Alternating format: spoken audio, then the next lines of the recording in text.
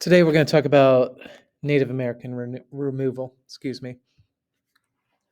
So around 1830, 1825 or 1830, there's about 125,000 Native Americans living east of the Mississippi River, and lots of different tribes. And as you guys know, different tribes have different cultures, different languages, different religion, ways of life. So absolutely not a part of the same tribe.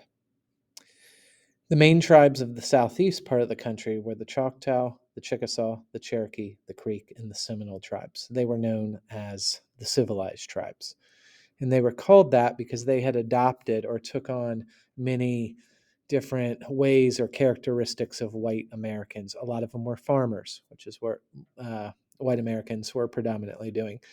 A lot of them could read and write. They had their own tribal constitution. Some of them could speak English. So they were nicknamed the civilized tribes. Why did the white Americans in the United States want their land? It was pretty simple. We could boil this down to one word, and it's farmers. White farmers wanted land to grow cotton and other crops on the natives' land.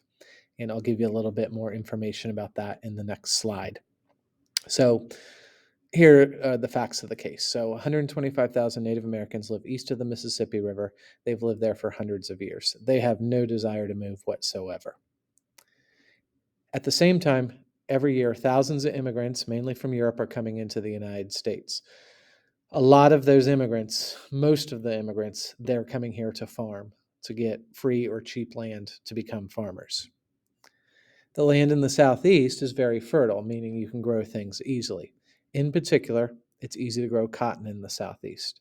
Not only is it easy to grow it, but it's a crop that sells really easily. Another kind of sticking point is farmers, you can't grow cotton everywhere in the country. You need a hot and humid and wet climate. So that's why this southeastern land was so desirable for immigrants.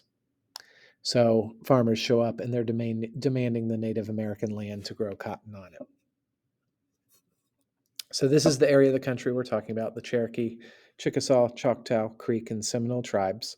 So North Carolina, South Carolina, Georgia, into Mississippi and Alabama, also down into Florida and parts of Tennessee. So Jackson isn't going to be the first person to try to remove the Native American tribes. There was a history before this. Thomas Jefferson, starting in 1801, he hoped that the natives would move on their own voluntarily. Very few of them did. Next president, Madison, and I'm not exactly sure how he did it, but he did convince some natives to move west of the Mississippi. Monroe, next president, suggested all natives move west of the Mississippi, but never did anything about it, so nothing ever came of it. Then, fast forward, 1825, the state of Georgia takes action. They began to pass state laws forcing the Creek and Cherokee Indians to give up all of their land to the state. So, what the Creek and Cherokee did is they sued. They took this to court and said it goes against our constitutional rights. And eventually it gets to the Supreme Court. The Supreme Court ruled in favor of the natives living in Georgia, meaning the Cherokee and the Creek could stay. So they won the court case. Then Andrew Jackson comes in, 1830. With the help of Congress, he's going to pass the Indian Removal Act. What this did, it gave Jackson the ability to give Native Americans land west of the Mississippi in exchange for their land east of the Mississippi. So he set it up to make it seem like it was a trade. We're taking your land in the east, but we're giving you land in the west. I think in his mind that makes it seem a little bit better. So the tribes that are going to be removed, those 5 I mentioned earlier, they're going to send them to Indian Territory, which today is modern-day Oklahoma. Almost all of Oklahoma at this time was Indian Territory, and the eastern part of Kansas was also Indian Territory.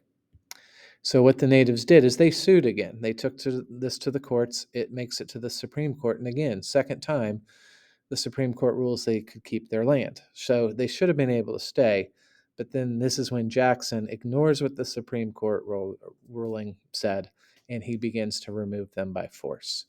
So if we think back to that cartoon of Jackson the King and him shredding the Constitution, that's a reference to this.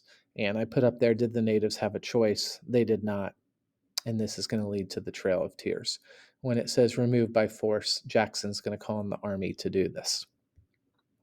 So I'm going to put this up here. I'll have you read through it on your own. December 6, 1830, he gives a speech to Congress talking about some of the benefits of Indian removal. So read through these different quotes. If you need to pause it, feel free.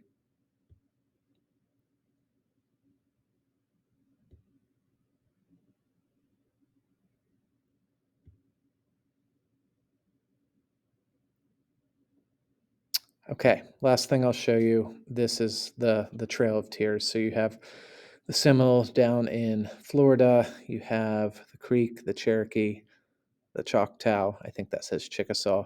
And these arrows are showing where they ended up in Oklahoma.